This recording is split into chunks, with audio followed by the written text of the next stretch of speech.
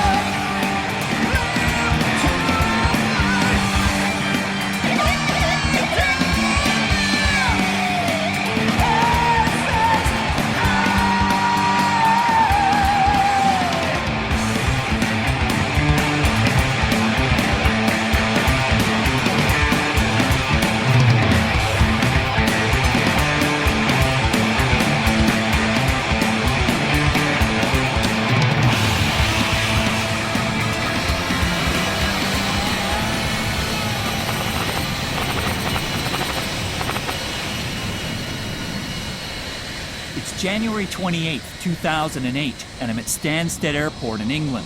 I'm here because my favorite band, Iron Maiden, has invited us to film the first leg of their Somewhere Back in Time world tour.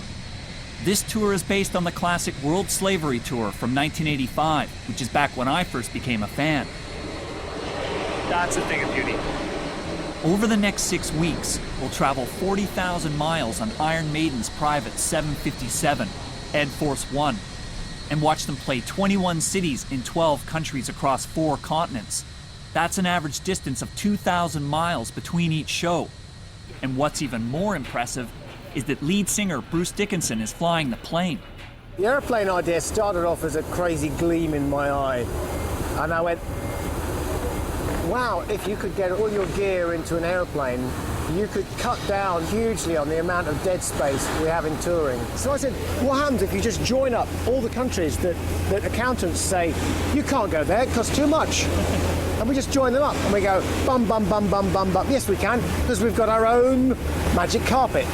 The idea of specially modifying a plane to take the band, 70 crew, and over 12 tons of equipment has never been attempted before. This could be the most ambitious tour in rock history, and everyone seems a little nervous to see if they can pull it off. So when you're going around the world and you're trying to combine passenger and freight on the same plane, on that level, it's very, very hard. We knew what we had to do. We had to get the engineers involved to make sure the plane could stand that stress of flying with that much freight in the back. To get all of that together took a year. Everything else was in place. We'd got the visas, we'd got the equipment, we'd got everything. The only thing we hadn't got was the authorization to fly the plane. I was the nut in the nutcracker, as it were, because when it came to that morning and we still hadn't signed off on the bits of paper we needed to get the airplane airborne, I was in a stressful place. The tyre was a little bit flat this morning, not dangerously so, but just as a precaution we put a new wheel on it. It's not like Formula One. Right, young man who brought the wine, is that him? Yeah. Front and centre, take your hands out of your pockets. How come we shouldn't have our hands in our pockets? Because it shows a slovenly attitude, the type of attitude that is easily displayed by ex-colonialists like you lot. Ian, what you did tell me to do with the documentary people if they annoyed me? You said I've got to be really nice to them. Iron Maiden's always been a band that's maintained their privacy to a certain level over the years. They've never really had like a camera crew kind of come into their lives who are outsiders, and we don't really know what to expect.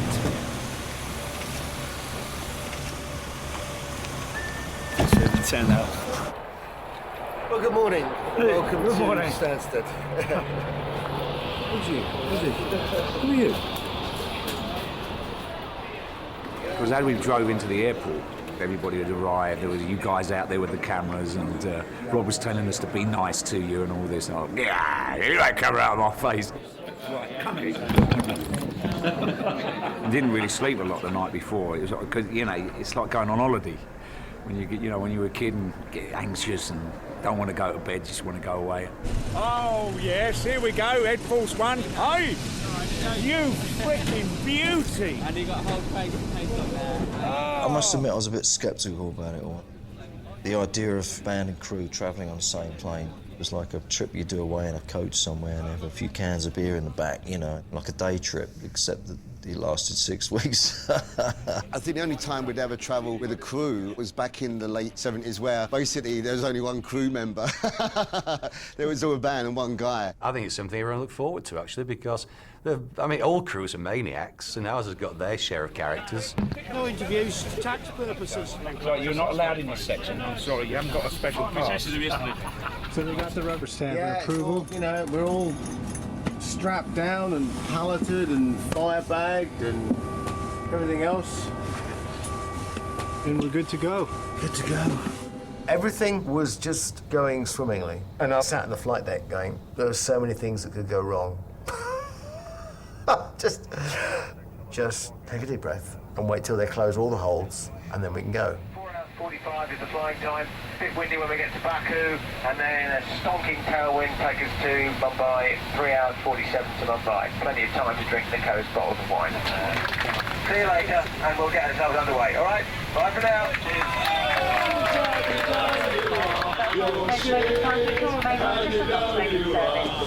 High Star 666 Tower, via Sierra 1, clear for takeoff, wind 290, 10 knots. Sierra 1, clear takeoff, 5 Star 666.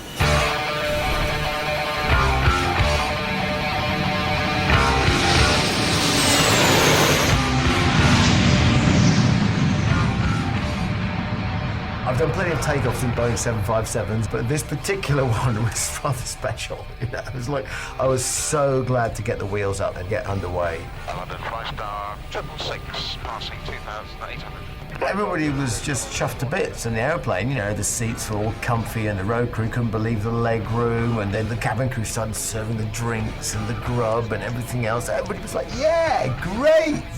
This is the way to do it.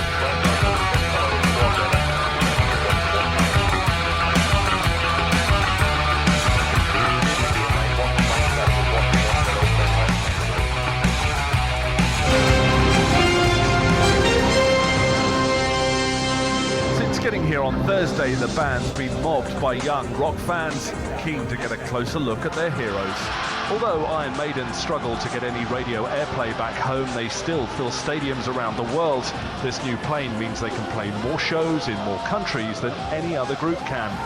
Despite being around for decades, Iron Maiden are spearheading a new wave of hard rock here in India. Teenagers fed up with mass-market Bollywood music are buying into heavy metal in a big way. Matt Smith, Sky News, Mumbai. Are you happy? It's not even funny, man. They haven't got the helium.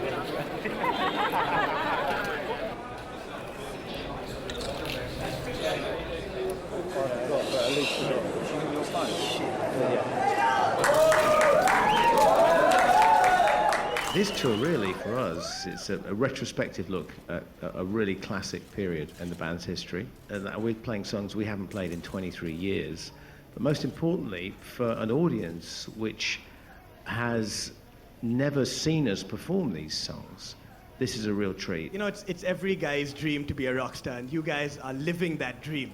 So could you give us a little insight about, you know, what it's really like backstage on tour? You know, the kind of stuff that you wouldn't want us to know. If we told you, then you'd know, wouldn't you?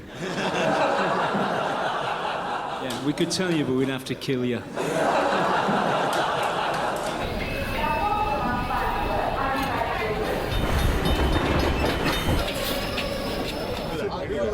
So how did you first discover Iron Maiden? Discovered at my friend's uncle's place, and I saw this Seventh Son of a Seventh Son cassette box over there, and I just freaked out on the artwork, to be honest. It was just love at first listen. I just got hooked on to Maiden just like that, right. And you know, I haven't looked behind ever since. The first time we played in India was in Bangalore, and we were absolutely knocked sideways by the reaction. It was a 20,000 seat outdoor venue, and there were 50,000 people wanting to get in. It was reminiscent, in fact, of 1984 when we played Behind the Iron Curtain for the first time, and we were besieged.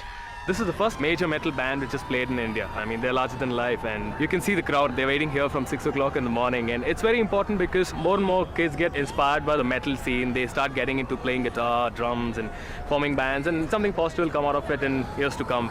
Bruce, you rock! Best band in the world, always will be. Up the irons.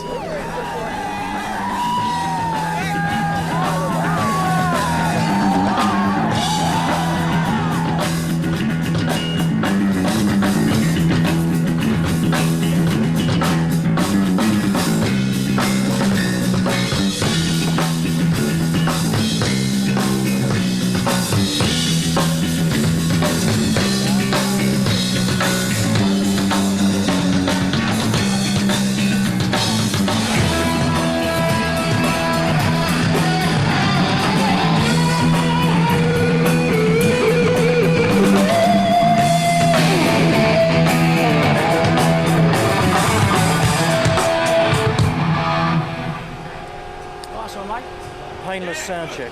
That worked nice, didn't it? It worked really nice. I can really hear you well now. Yeah, but keep that eye. I'll keep it through though, because that really is a fail-safe. Yeah. The first show was India. What was your feelings going into Well, to be totally frank and honest with you, I was more frightened of getting up on that stage than I was getting inside of 757 with a bunch of hooligans and all our gear in the back. So we got to the venue and the stage was built from wood. The stage was sort of lashed together bamboo. We were sort of going around tested it, but it was actually really solid. The whole backstage thing, where everything like red carpets and great big tents, and you know, it was almost like being back in the Raj or something.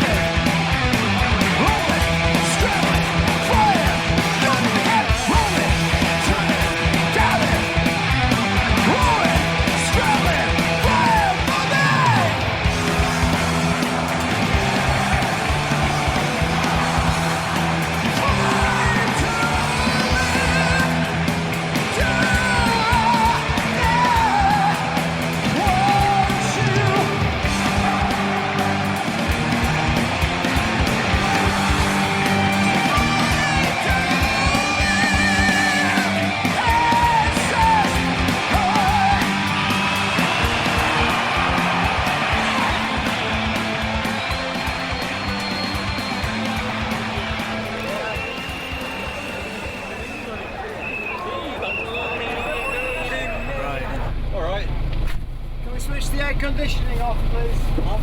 Let's go. Come on. Go. I'll tell you what amazed me was madness went down a storm. I know. Which is unusual. So, beer. Obviously got a very good taste in there. 5 beers is not enough for an hour journey, I'm pretty sure. So I said to a manager, 5 beers for 5 people for an hour journey isn't enough. It's pathetic. I'm sure we can afford it. I can't talk very well, so my mouth's so dry. So bear with me. Dear boys and girls, this is what it's like after a gig in a van.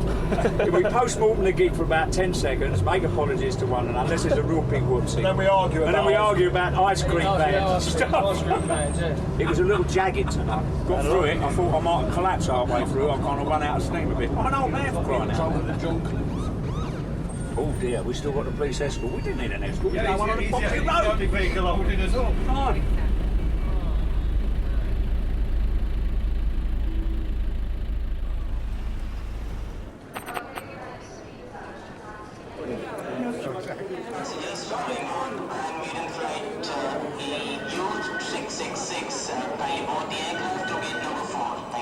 That's what I'm saying. I don't listen to Please observe the fasten seatbelt signs, no smoking signs, which will remain on.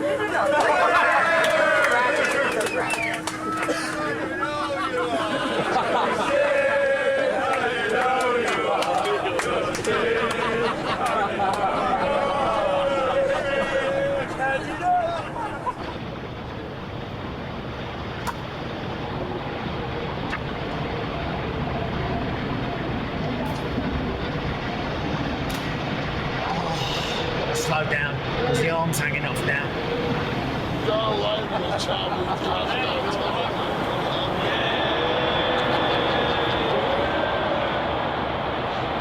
So watching a rare wild animal, even in its sleep, it snarls and it growls, unaware of the presence of the cameras. Rod is the best rock and roll manager in the world, who is not just about the money and the fame and the bullshit. It's about integrity, and we did it our way. He's just such a bombastic guy. I mean, which is what you want as a manager. Sometimes he's bombastic with us as well, which we don't really want at times. We all moan about him, but we love him dearly. And he's a very hard-edged person. He's a Yorkshireman. Oh, bloody talk about that. Oh, bloody, come here. Oh, bloody Roderick Smallwood. He's brilliant when he bursts into the room. I thought that was him. And it's awake. We've woken it up. Fat chap to sleep with.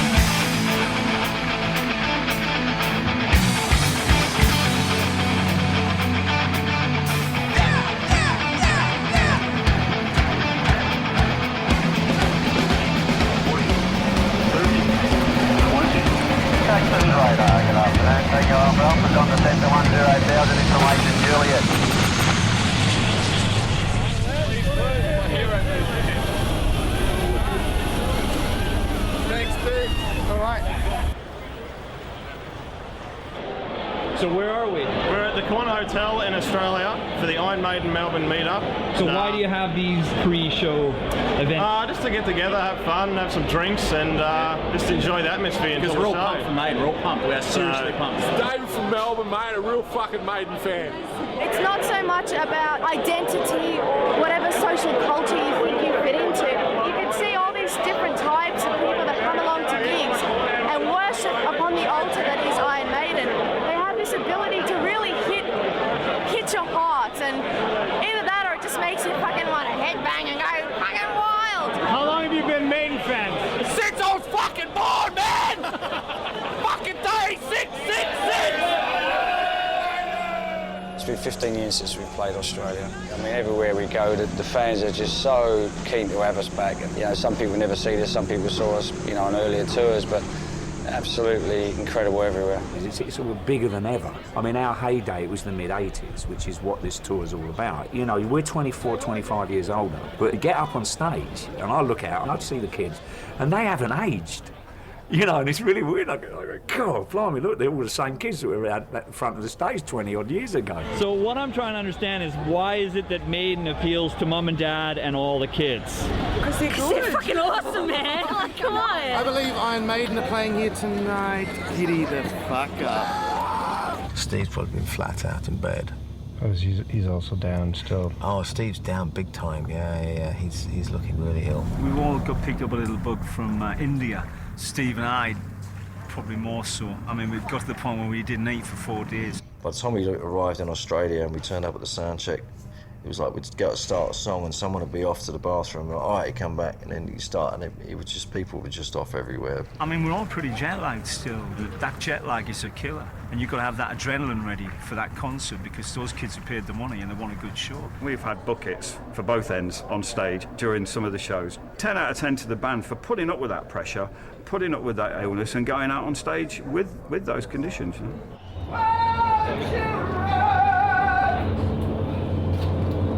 There's always a shit house that you can sing in somewhere.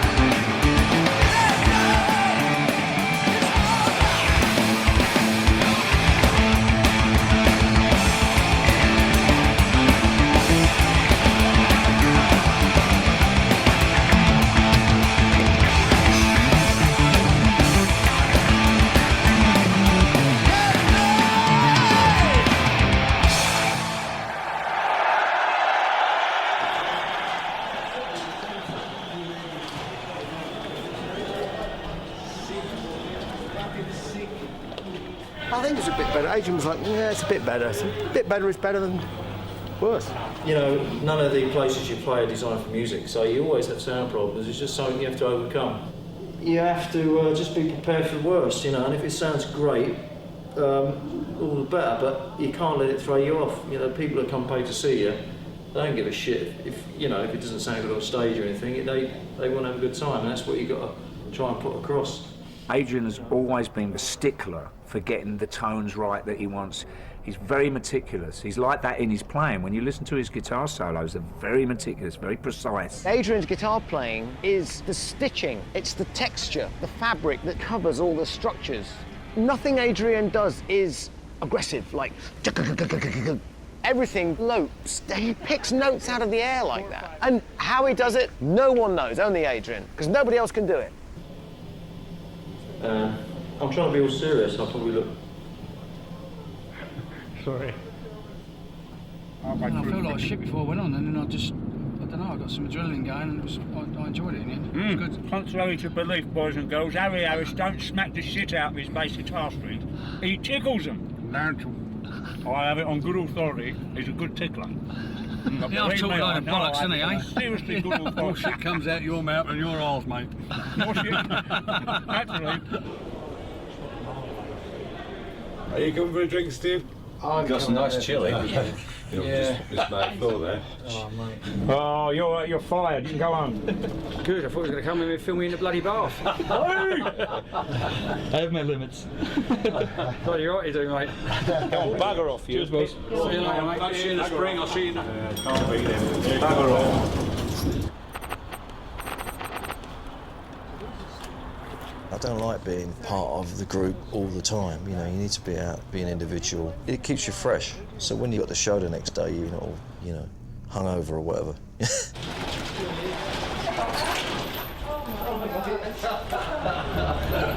Hey, mate. Oh, I reckon I've known the guys for 25 years. Their first tour here in Australia, Number of the Beast, and we went and met the guys and played tennis with them, and we've been well, friends ever since, really. This is not easy. Fight. So is Adrian a worthy opponent there, Pat? He's a much better tennis player than I am guitarist. Not only did we get a chance to play with Pat Cash, we had also Wayne Arthurs. I think he had the fastest serve record for a while. I had the audacity to try and return one of his serves. I was put firmly in my place then, you know. That's in the movie.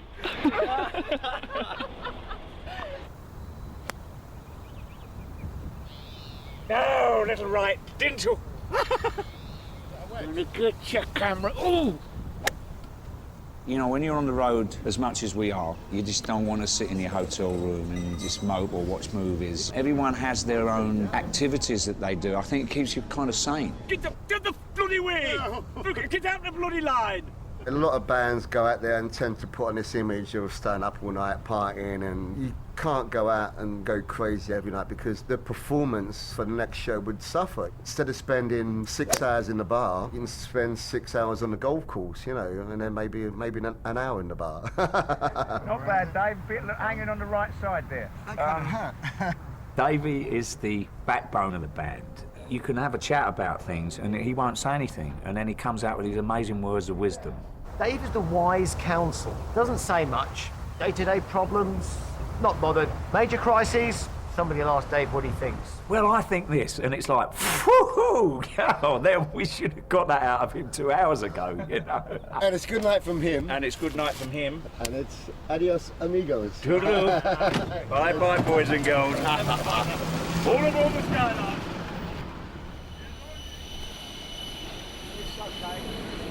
How many you got to sign there? This is the second box load, and there's about another 4 box loads in the back that I ain't done yet.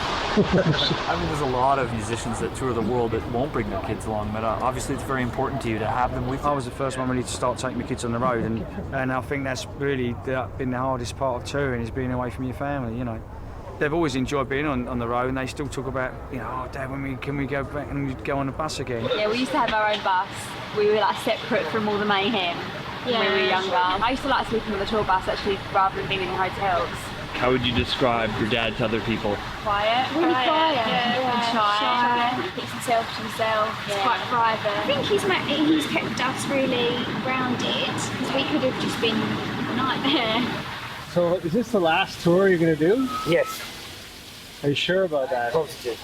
And what do you plan to do with your time off? Grow vegetables. I'll miss 2 things, abusing people and the sense of humour on the road. In the event of a landing on water, remove your jacket from its container, pull it over your head, clasp the tapes around your waist and tie them securely in a double knot on the left-hand side. There's only a single knot. Double.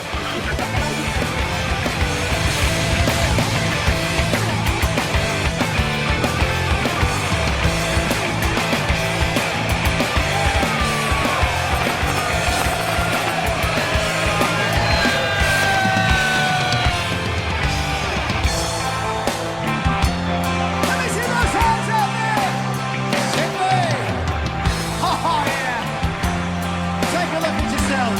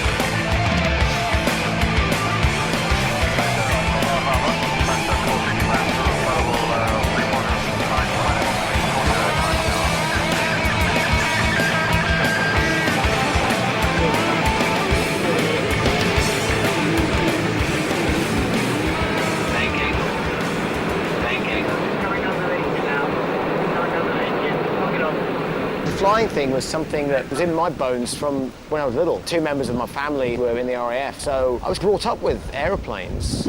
It shocked me, the experience of getting in an aeroplane and actually flying. You can never be the master of it. You can control it to an extent, but eventually you have to submit to some of its realities. It's a very humbling experience. Bruce is just full on. I mean, he's the energy of the man. I mean, I just wish I had a serum and get something out of him to get into me. He tends to be able to juggle lots of things at once. He has a perpetual flood of ideas. His enthusiasm rubs off. When he gets excited about something, he really follows it through. I mean, like now, he's flying planes on days off, and we'd be like doing a European tour, and we'd fly home after the show, and he'd be up next day flying to North Africa. You know, you think, Christ, at his age, he should slow down a bit, but no, not a bit of it. It's past our second equal time point, so now we're absolutely committed to go to Narita.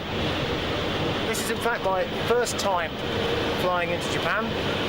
I say it's a very wonderful experience so far.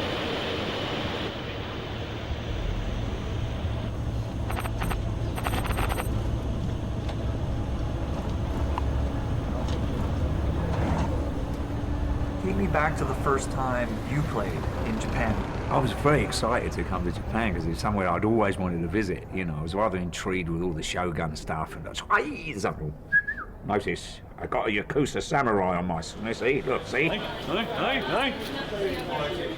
Back then, you'd turn up at a hotel and they'd be there and they'd be giving you presents, little stuffed toys and little cards, and they just make you feel really welcome. I think it was the only place in the world where we physically got mobbed by teenage girls. Hello, my name is Maria, Japanese maiden girl #1.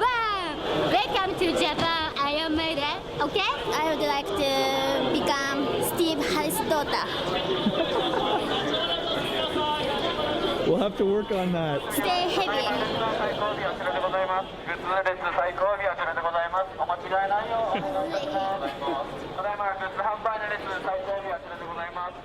Iron Maiden is having a massive resurgence. Is that what's happening in Japan? それはもう世界中そうだと思う。でもね、デビューした時から今日まで全然スピリチュアルな部分とね、音楽的追求心とかあるいは表現力、全然軸がぶれてない。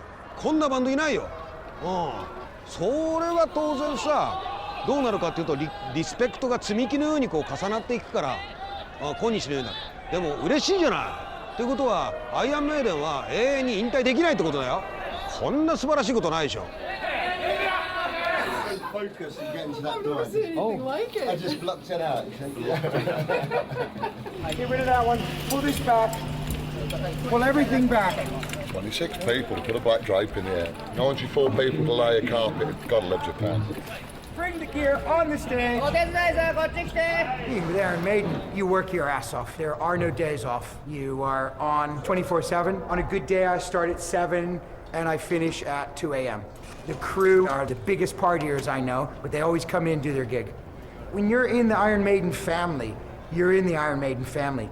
You really got to screw up to get kicked out. Bill, how many times we could get a drink in before we finish building the set, please, mate? No. The guys are really thirsty. You wait. Just a couple of vodkas. You wait. Please, Bill. You wait. He's a slave driver. 2 Laurens and 1 support band.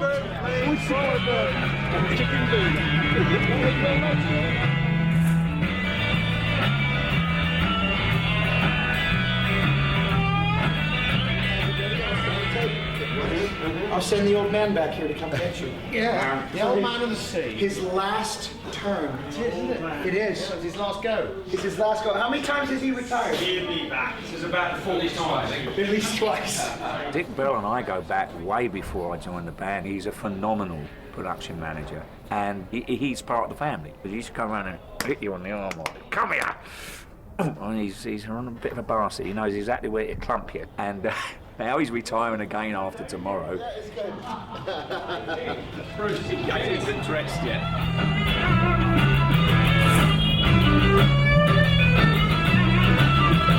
Okay, Dickie, we're looking at 10 minutes. Ashley, you good? Oh, I'm good.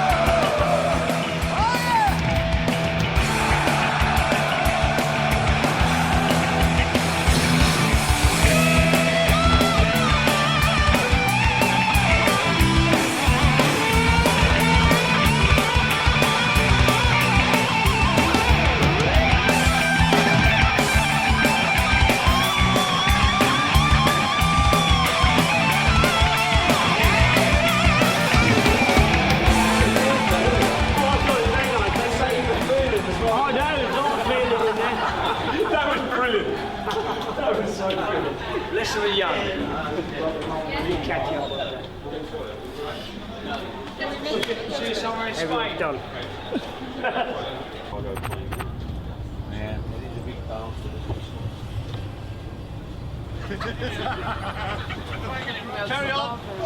Ladies and gentlemen, the captain politely requests if you are carrying a mobile telephone or any other electronic equipment, be sure it's now switched off as these items may interfere with the aircraft. And you know you are, you're shit, and you know you are.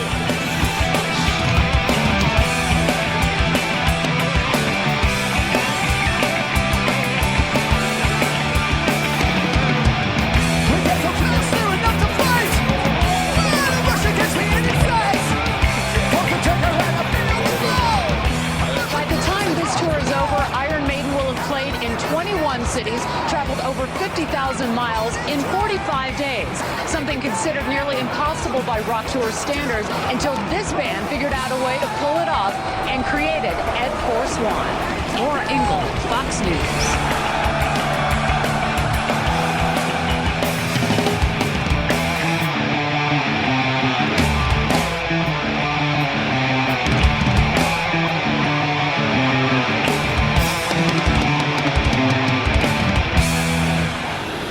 Sunny LA. Yeah, but it is sunny. I mean...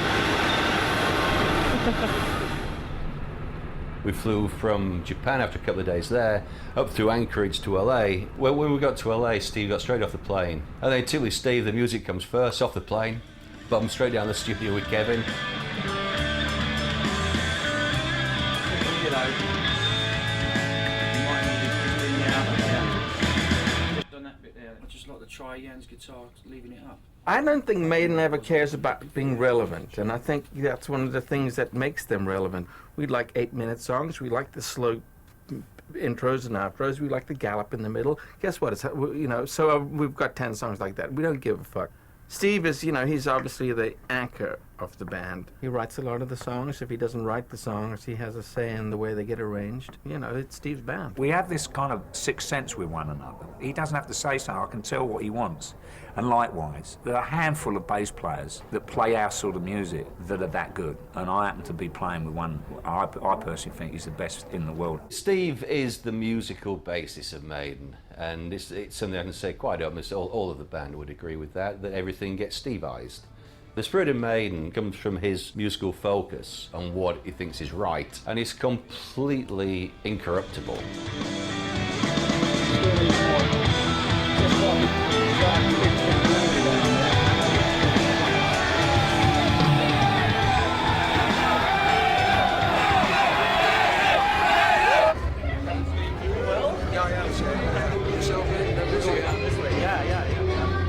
My pass sucks. Your pass is golden. How'd that happen? One more. All right. All right, I remember I wore out Peace of Mind. I mean, I wore that out. I'd listen to it all day, and then when it got to be nighttime, I'd put the headphones on, listen to it some more, you know, so I wouldn't keep the neighbors up. Did Smith and Murray influence your guitar playing in any way? Well, I was always a fan of the twin axe attack, but myself, I never, you know, wanted to share.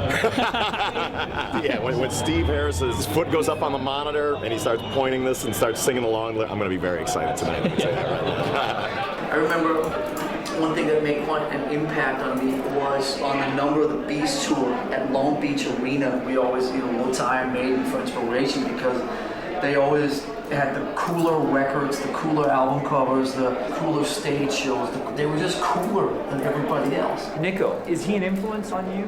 Yeah, absolutely. I mean, he's got such a great line. I mean, one day he's going to realize that if you got some smaller drums, you could actually see what he was doing. He's kind of like, Nico, man, come on, man. I want to see what the fuck you're doing. I have an audience. Mr. Video Pichet. I'm trying to learn something. Let him who hath understanding reckon the number of the beast. For it is a human. Its number is 666.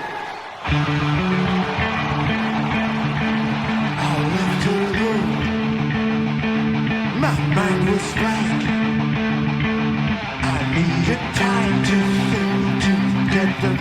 fades from my mind. What did I see? Can I believe that what I saw that night was real and not just fantasy? Just what I saw in my own dreams were the reflections of my woman staring back at me. 'Cause in my dreams, it's always there. The evil things that twist from me, brings me to despair.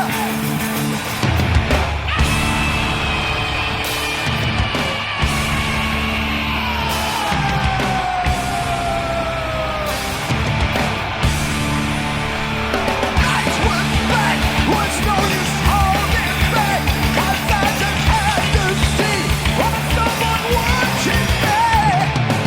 And the mist got me to move and twist. Was all this for real, or just some kind of hell? 6, another the beast. Hell and fire was more to be released. Torches blazed and sacred chants were placed as they start to cry and come to the sky. In the night, by the burning bright, ritual has begun. Satan's work is done. 6, the beast, sacrifice is going on tonight.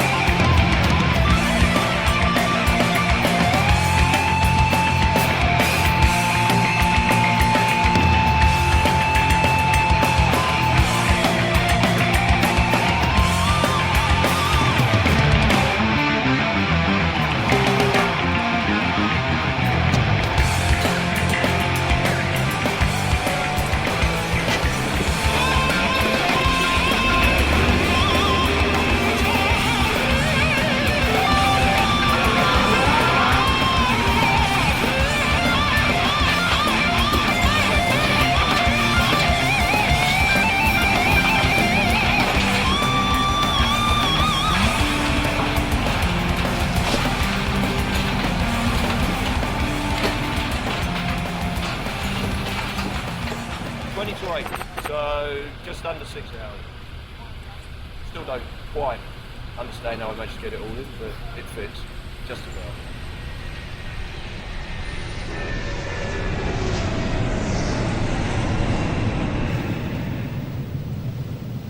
Going all the way around the time zones, halfway around the world, up to Japan, from summer to winter, not just across a date line, not just going backwards a day, but going back a whole season. That was a huge chunk of jet lag, just non-stop. But when we left LA, there was certainly, I suppose, a slightly somber mood, because there was a feeling that, well, guys, I guess the holiday bit is over, because the adventure was really about to begin. Because when we hit Latin America, you get this idea that you're on the edge of something exploding. Climb 50370, cleared direct Tango Tango Mike, by star 666. 666 to number of the beast. You got it.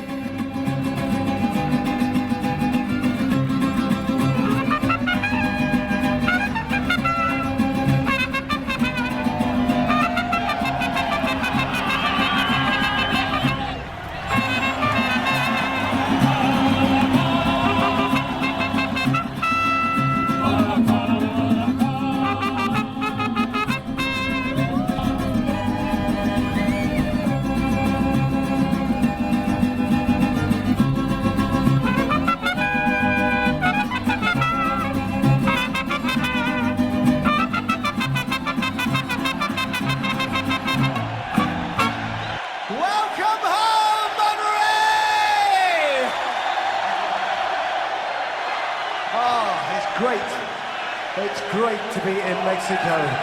It is. And you know what? Every time we go south of the border, the hotter it fucking gets.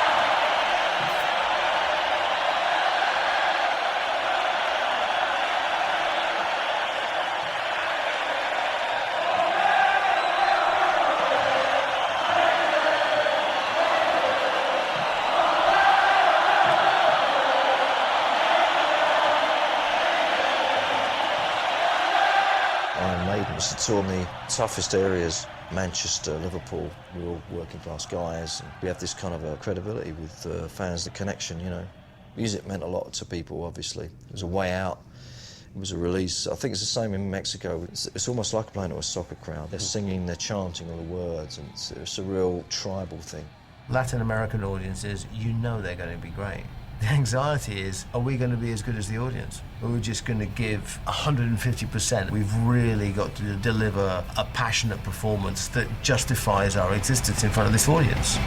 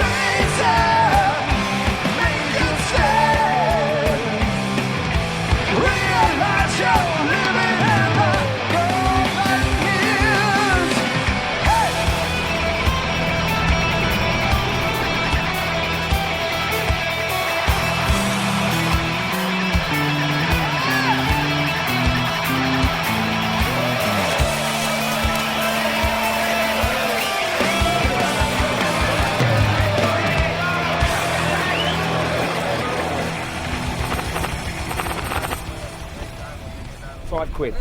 That's $10. Oh. All right, 8. Beautiful. That costs 350 euros. You're joking. That's not worth Look at the work. Yeah, it's very nice. I've seen work like that before for a £5. This is the best. That's beautiful. Thank you so much. That's lovely. Look at that, boys and girls. Look at this. This is going to look great on my mantelpiece at home next to the other one I got last time I was here. We've lost Yannick. Now, as you may have gathered from the what you've seen so far, that Yannick's a little bit of a lone soldier. He runs off and disappears and does his own thing. Normally, you find him in an Irish bar somewhere. Being there's no Irish bar here, he's just decided to go off on his own anyway. And last time we saw him, he was heading over there. So, Oh, there he is. Where is he? Right in front of us. Oh, he's come back. There you are. I was just telling you, we went off on your own. Yes. There he is. He's back. Boys and girls. Couldn't find the Irish pub, so he came back. That's why. Yannick is the jester. He's so funny. He's a party animal as well. Out he goes, strutting around, and he enjoys his life very much. Jan is someone I can bounce a lot of stuff off, and we could talk for hours about the band, about music. He's an intelligent guy. You know. He probably won't tell you he's got a degree in like sociology. He's a very educated guy. There's two sides to Yannick. Yannick can be quite sort of outgoing at times. He loves going to Irish bars and mixing with people, and other times he'll go out strutting. Like now, he's probably be out strutting today on his own somewhere. He's a free spirit. He plays guitar like a free spirit. He never plays the same thing twice. Which, you know, sometimes the other guys in the band looking over going, what the are you doing? You know? Shall we leave this downstairs, Gula? Wow. Fantastic. Careful, Yannick. We've got to mind our heads here. We've got to go through a very low passageway, boys and girls.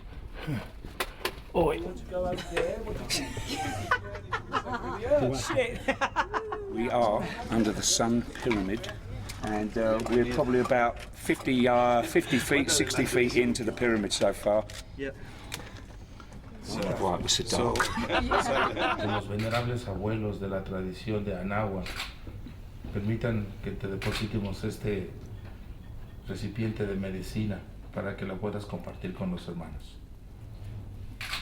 We know that the medicine tradition healers decide this day for you to deliver the holy fire to share it to your whole brothers on the holy road. Take all the love to the people, and that's the way how you want to heal the people. Any message you want to deliver and share it with them. I share this medicine of the spirits with my friends. Wish them health, happiness, love, friendship. Cherish the spirit and the bond that we have here today. I screamed aloud to no man. I said, don't mind the mistake, you don't know. I said, you'll pay for this mischief. Oh, this world or the next. Then you fix me with a freezing glance. The hellfire to blaze in his eyes. You want to know the truth? I'll tell you the truth. Your soul's gonna burn in the lake of fire. Can I play with madness? The puppet stare at its crystal ball.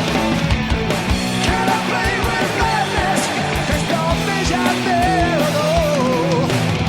Can I play with madness? The puppet looked enough at me. He said, can I play with madness? He said, you're blind to see.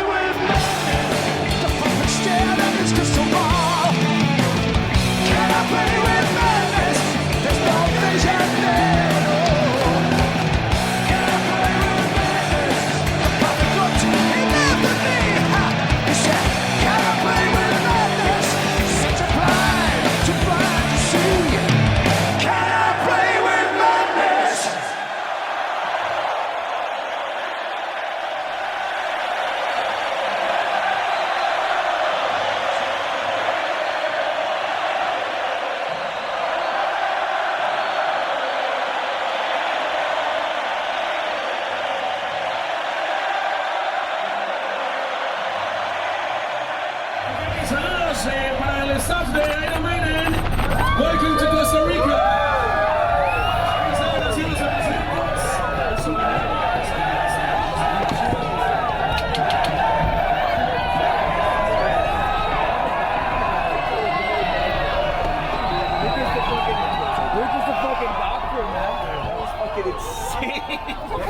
What happened? Came in the wrong door, you gotta go back.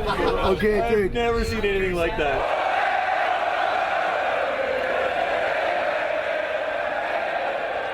When the promoter first suggested Costa Rica, I thought he was going to do it like 7,000 capacity hall. And they said, no, we're doing the football stadium. I said, you sure? He says, yeah. It ended up being the biggest gig ever in Central America. It was sold out way up front, 27,000, and anybody else that could cram in the corners. But it was the biggest show they'd had in Costa Rica, and we'd never been there before. So it was new territory for us to kind of go in and Maidenize. It was like finding some weird tribe in the middle of the jungle, and they all come out and go, Fear of the Dark, favorite album. What? Hoyos negros mientras abre tu mente. Dios sabe que quiere ir a casa. Niños de la maldición. Children of the dead.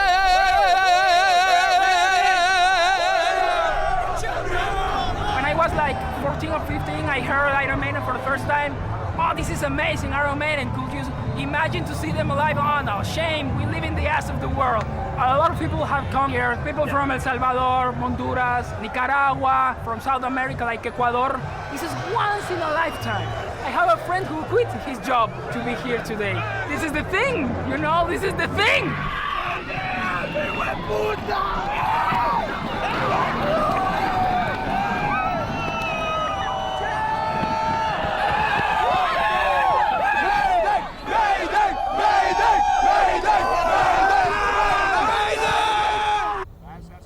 We decided to go to play golf in Costa Rica. So we get out on the first tee off, and get down to the first green. A fucking golf ball hit me on my wrist. Within like 2 minutes, it had swollen up, black and blue. But my main concern was, oh gosh, I'm not going to be able to play tonight. Ow. I'm a wounded soldier in battle. Yeah, it's going to swell up a bit more. The doc said it'll get a couple of days, it will go up your arm. See, boys and girls, look, that's what a golf ball can do for you. Max Fly, number 3, low compression though. It was a shit ball, thank goodness. Dangerous game, isn't it? No, not a dangerous game. You're banned. Are you all right? Thank the Lord that it wasn't an inch lower, because we would have been going home. But it's quite ironic that with all the planning and the huge setup and all the massive logistics and everything else, the half an inch trajectory of a golf ball, and it would be Nico, of course, then it could have brought the whole thing to an end. Look at your face, looks a bit like you're perfectly out of place. you better be able to play.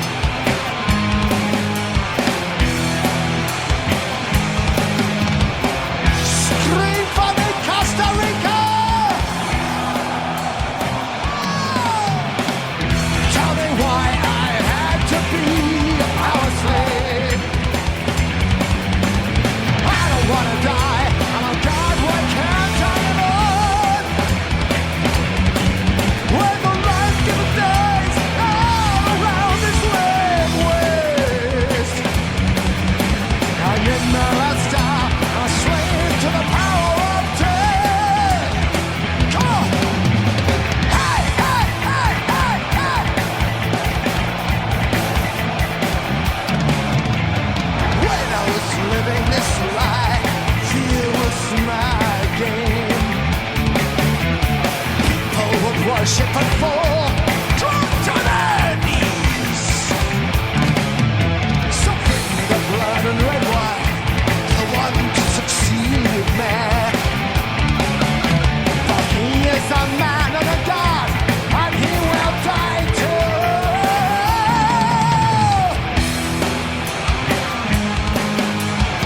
Scream for me, Costa Rica.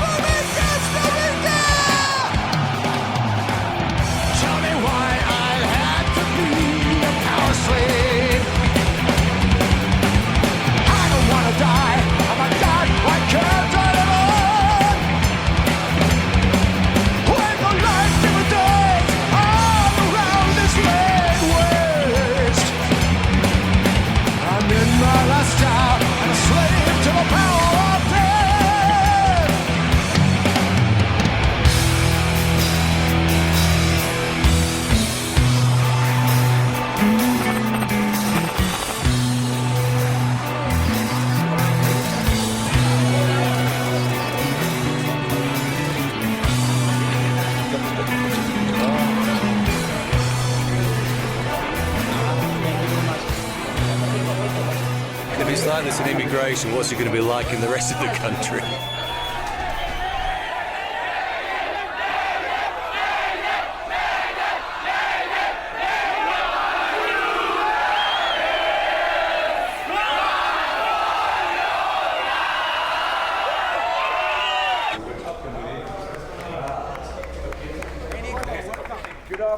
everybody. How are you?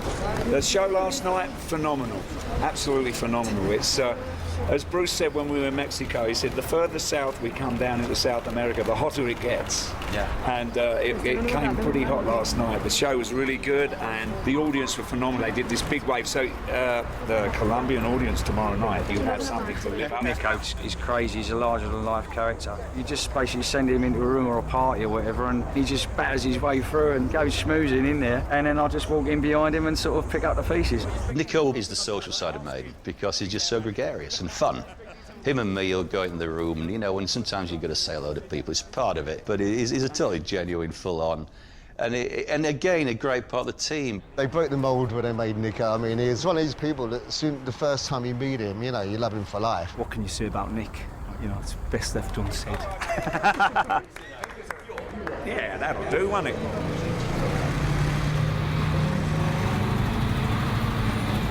Estamos aquí en las afueras del Parque Simón Bolívar, días antes del concierto de la legendaria banda de rock Iron Maiden. Como pueden ver, ya hay gente acampando, guardando puesto porque quieren estar en los mejores lugares del concierto. Going to Colombia, we'd never been to Colombia before, and we were playing this massive park in the middle of the city, and all the way along there were tents, about 3 miles of it. Apparently they'd been out there for a week, 10 days, so they could get near the stage. I've never actually ever seen that before, ever. Seeing that, your pulse rate goes up and you just get a huge adrenaline rush.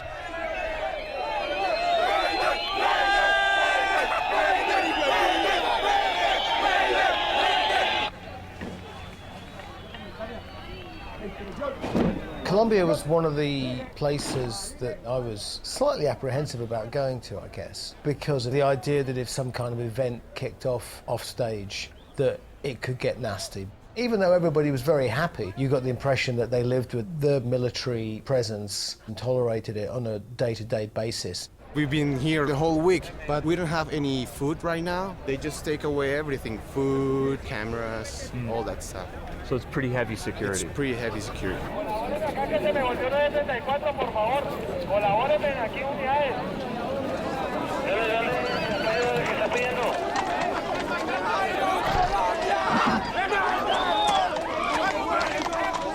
The atmosphere was charged. It was all brewing up. It was only going to take a small thing for things to potentially get out of control. The logistic, there is no fucking logistic. They are fucking assholes. Well, they don't like metal, man. They are mistreating the metal in here. The world knows that Colombia has a very serious social problem, but here the metal music is alive. This is the main dream for every rocker here in Colombia. I think that I'm going to cry there. I know I'm very emotional, but I think that I'm going to cry there because it's a dream. I grew up listening to Iron Maiden.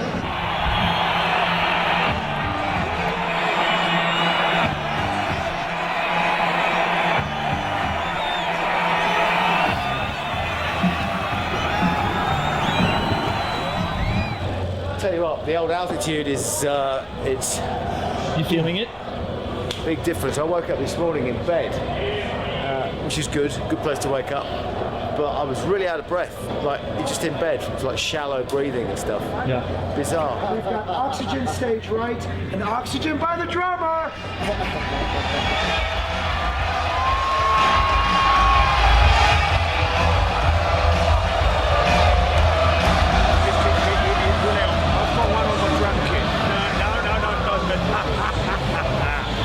When you need oxygen, it's over stage right, say the word. I could have done with oxygen last night. I've got a shocking hangover.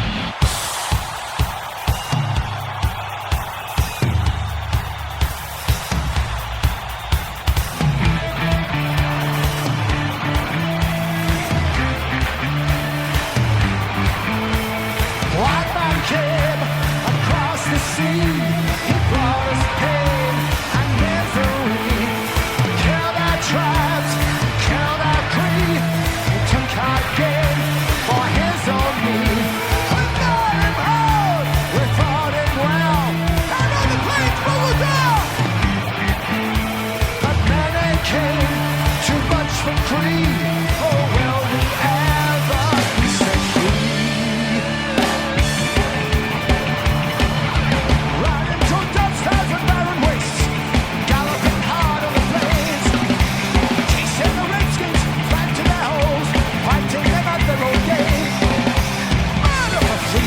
stabbed in the back.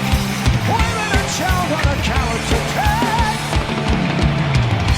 Run to the hills.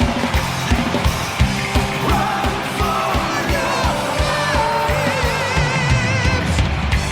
Run to the hills. Run for your lives. Souls that move in a battle wastes, hunting and killing's a game. Raping the women, wasting the men, all the good engines are dead. Sharing the whiskey, taking their gold, and strengthening the gun, destroying the all. Come on! Run to the run for your lives. Run to the run for your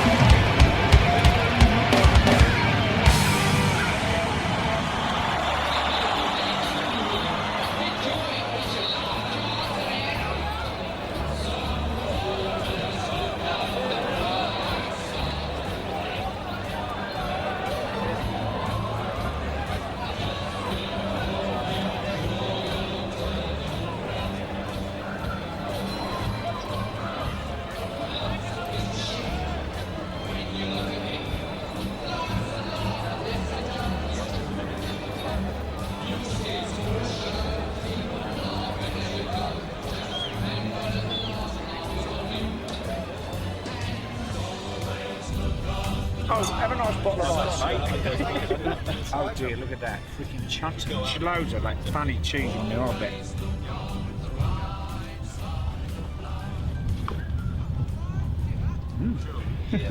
It's not bad. I'm a wuss with the cheese. I don't like the sweaty feet cheese, and I don't like the really strong cheese, but this ain't bad. Anyone fancy a chunk of pizza? No, but that's what I mean. 9 o'clock is early. Yeah, true. Is Is that the time we're leaving tomorrow? That's like a 7:30 wake up, isn't it? 8 o'clock, mate. Pack up. You got to do the 3 S's. I can do them in 15 minutes and be downstairs. I have to shave first, then the shower, then the I can't even say it. Does it confuse you if anything happens out of sequence? So It does. Sometimes I have to do the... Like you wipe your bum with your razor or something No.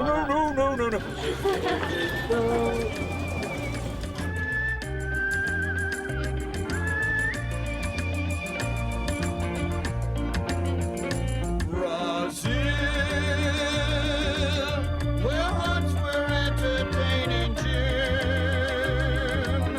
We stood beneath an amber moon.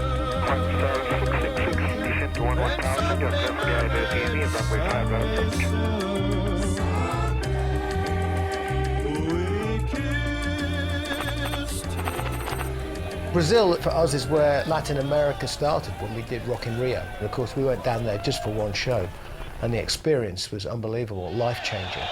Muito obrigado, Brasil, Rock in Rio. Eu quero todo mundo louco esta noite!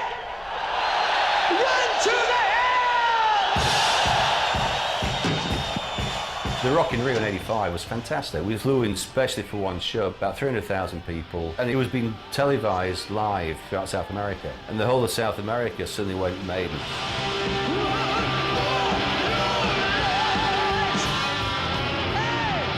Came from upstate New York, it was freezing cold. Went down to Rio. I don't think I'd ever really been to a hot country before. Certainly not South America, it was all, you know, wide-eyed. It was all a bit of a shock, really. They're very excitable, passionate fans and people jumping up and down, chanting Maiden and stuff like that. I mean, being British, we're not used to that.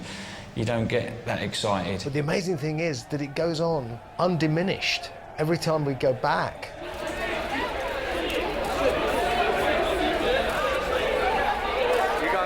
Yeah. Are you happy? Very happy, man. Heavy metal. We're going to the irons, man. Very. Iron Maiden is my religion. In Brazil, similar to Scandinavia, it's called the Maiden religion because it means so much to so many people in those areas. But in some instances, it can actually get very exaggerated. There's a priest about an hour and a half out of Sao Paulo who does sermons sometimes around the morality of Maiden lyrics. Meu nome é Marcos Motolo, tenho 35 anos e eu congrego nessa igreja, ministro há 3 anos e daqui para o mundo. Eu disse que tenho 172 tatuagens da banda Iron Maiden. Eu sou fã número 1 do mundo, porque eu também tenho, além disso, um fã-clube chamado Pais of Maiden. E o meu filho chama Steve Harris. Eu ouvi falar em documentários na época de The Number of the Beast. Aquela época era uma visão da igreja em 1983. Hoje é a visão da igreja em 2008.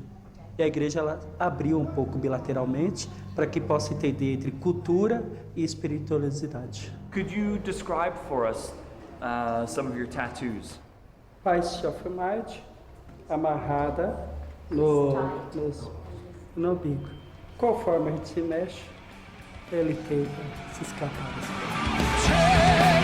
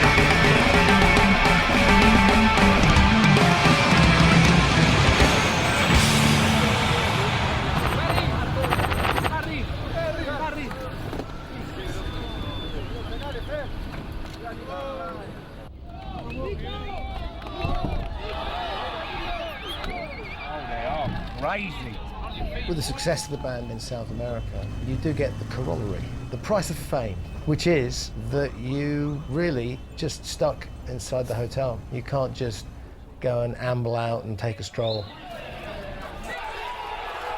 Argentina was just a bit less subtle. It was just 24/7. The fans do get a bit much sometimes when you've been travelling all day and people expect you to stop and sign and have photos and look all cheerful. And the way I look at it is, once you're in a hotel, that's my home away from home. Outside a hotel, we're fair game.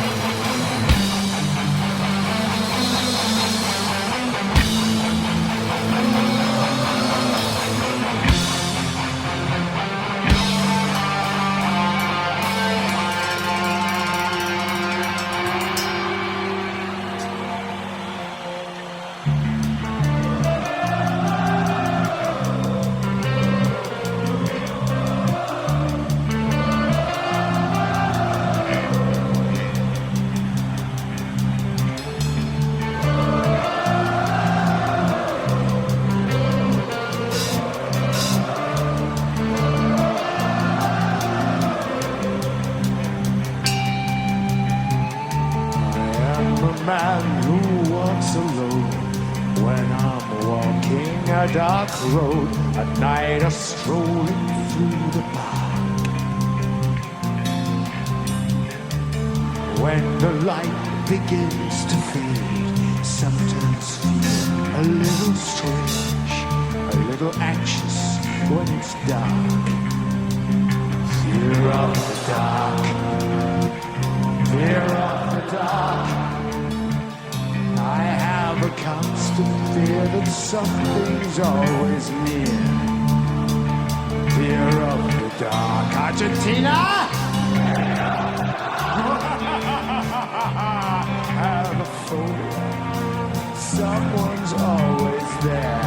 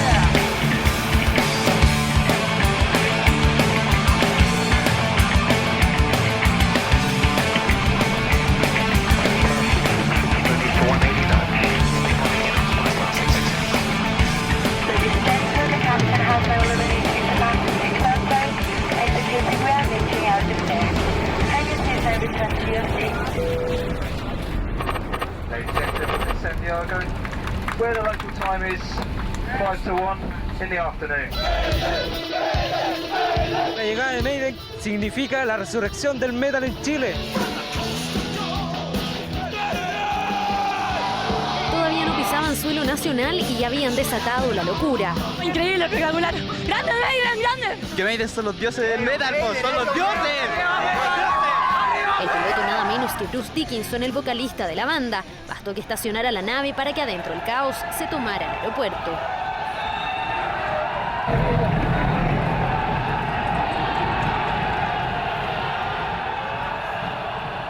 This was the most out of control reception that I think we've had in Chile. And it's kind of ironic that we're in that situation now because we were banned initially. Además tienen claras tendencias satánicas, por lo que no es bueno su presentación aquí en Chile. The once all-powerful Catholic Church took exception to what they thought were our satanic lyrics. And unbelievably, they stopped us coming to Chile.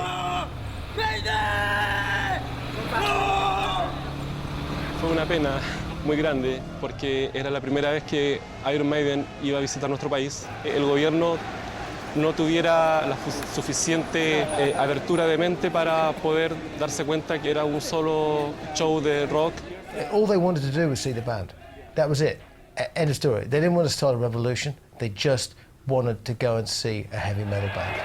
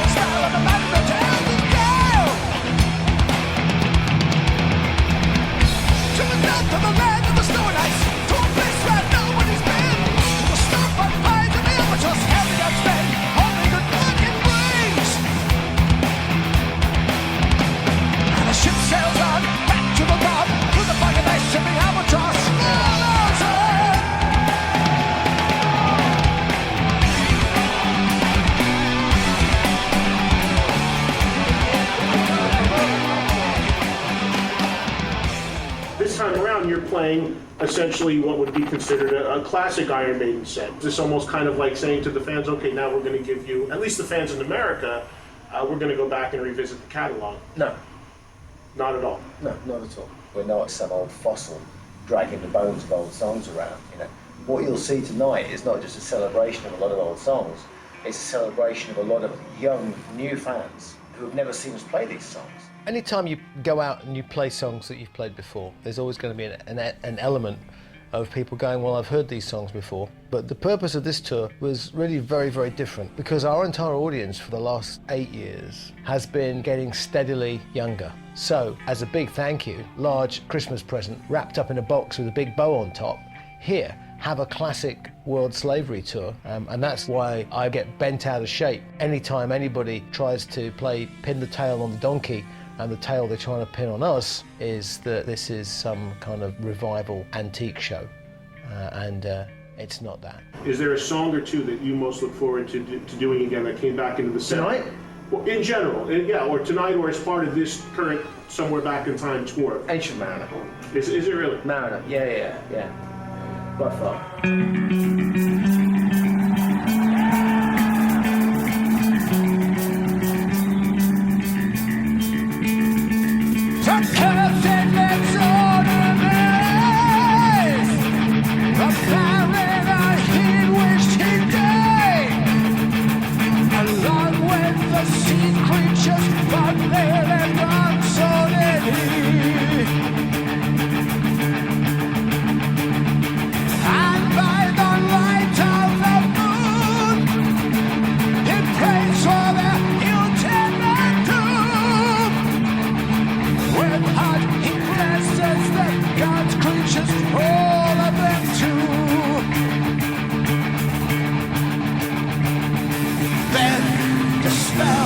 To break, the albatross falls from his neck, sinks down like lead into the sea, then rain falls, comes the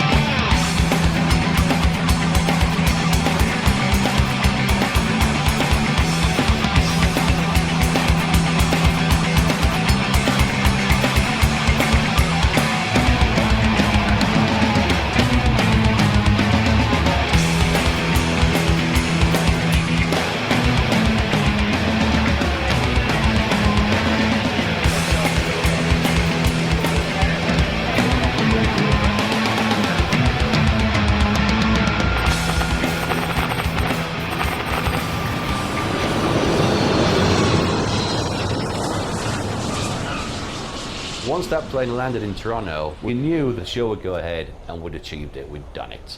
And that was a great feeling. And really, if you look back over 6.5 weeks, we played 21 cities, 23 shows. It's equivalent of playing a major concert every alternate day, except those concerts are 3,000 kilometers apart. And we pulled it off. There was a sense of elation that, wow, here we are. And then I just thought, Christ, it's bloody cold.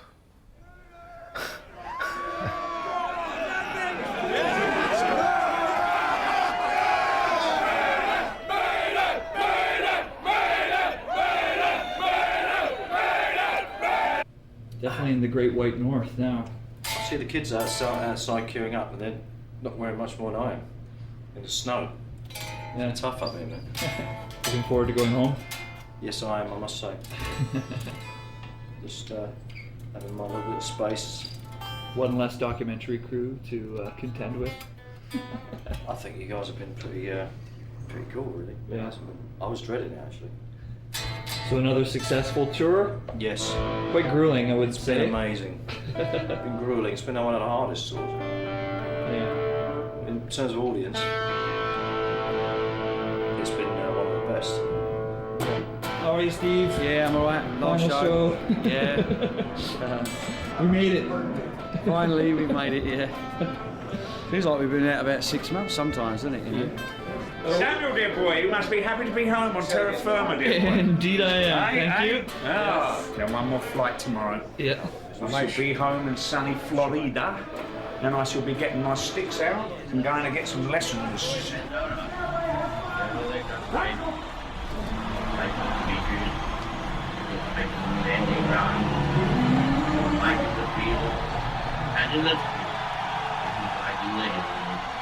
We'll never surrender. I think the essence of us hasn't changed that much really as people, really. I think we still do the music because we love doing the music. It's not about money. It's nice to make money, but you can see what we do is we mean it and we enjoy it. It's all about the music, and I think people know that. We've done it our way. We do it without radio. We do it without basically any media. We haven't become celebrities. We still go and have a drink in the pub with our mates. Nobody has to bow down to us. You know, we're just musicians. We play music, we enjoy it. And if you like our music, God bless you. And if you don't like it, you know what? God bless you too. So it's a beautiful thing that we're still here in 2008 doing the biggest tour we've ever done. I mean, this is bigger than the 80s. I'm kind of doing something that I love doing. I'm being able to play music and express myself and travel around the world and have a great life. And this is a thing you never take for granted and just enjoy every moment. We've got a bunch of your fellow countrymen out with us making a documentary on the madness that follows us around the world. So I'm putting them on fair warning now. They've been well behaved so far. They've said all the right things. They've been nice. We've even bought them drinks. But you know where they fucking live, right? That's all I'm saying. It's fitting that we should end up with the last bit of the tour that's been done around the world in this crazy, crazy schedule, in a place that we love, in a place that embraced Iron Maiden before America ever knew we existed. Having gone through the gamut of so many countries and generating so much hope in people, it's starting to occur to me now that we are actually, what's that expression, being thrust onto the tip of the spear in terms of putting some kind of message out there. All people need is something to hang on to that's real. You know, that somewhere in the universe is something you can rely on. They won't let you down. And if Maiden fulfill that for people, I think that would be a remarkable thing. We might all end up retiring at some point in the future, having actually achieved something. Wow.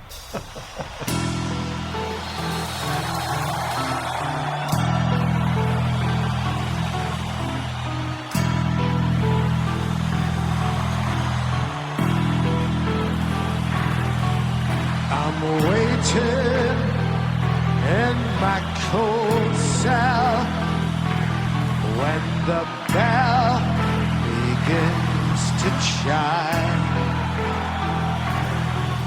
reflecting on my past life, and it doesn't have much time. 'Cause at 5 o'clock they take me to the gallows pole. Yeah. The sands of time for me are running low.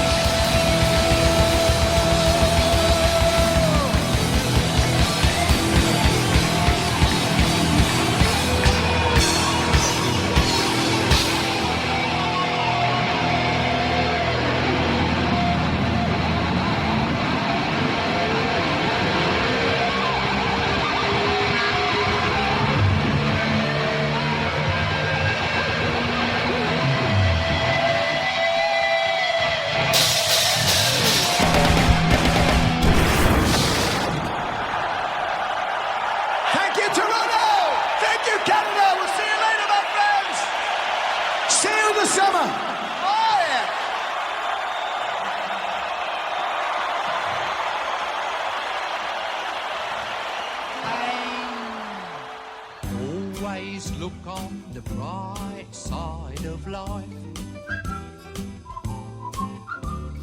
Always look on the light side of life. If life seems jolly rotten, there's something you've forgotten, and that's to laugh and smile and dance and sing. When you're feeling in the dumps, don't be silly chumps. Just purse your lips and whistle, that's the thing. And always look on the bright side of life. Always look on the bright side of life. For life is quite absurd, and death's the final word. You must always face the curtain with a bang. Forget about your seat, give the audience a grin. Enjoy it, it's your last chance anyhow. So always look on the bright side of death. Just before you draw your terminal breath. Life's a piece of shit when you look at it. Life's a laugh and death's a joke, it's true. You'll see it's all a show, keep 'em laughing as you go. Just remember that the last laugh is on you. And always look on the bright side of life. Always look on the right side of life. Come on, man, cheer up. Always look on the right side of life. Always look on the right side of life. First things happen to see, you know.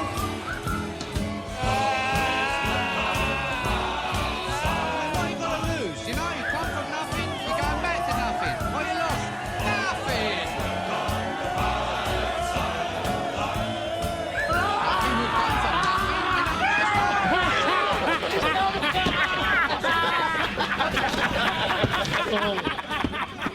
Oh, give us a kiss.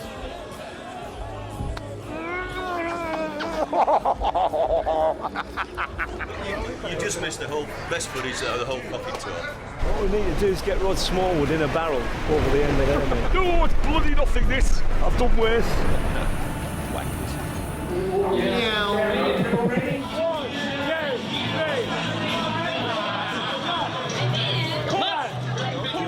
Tell me to fuck off. Right.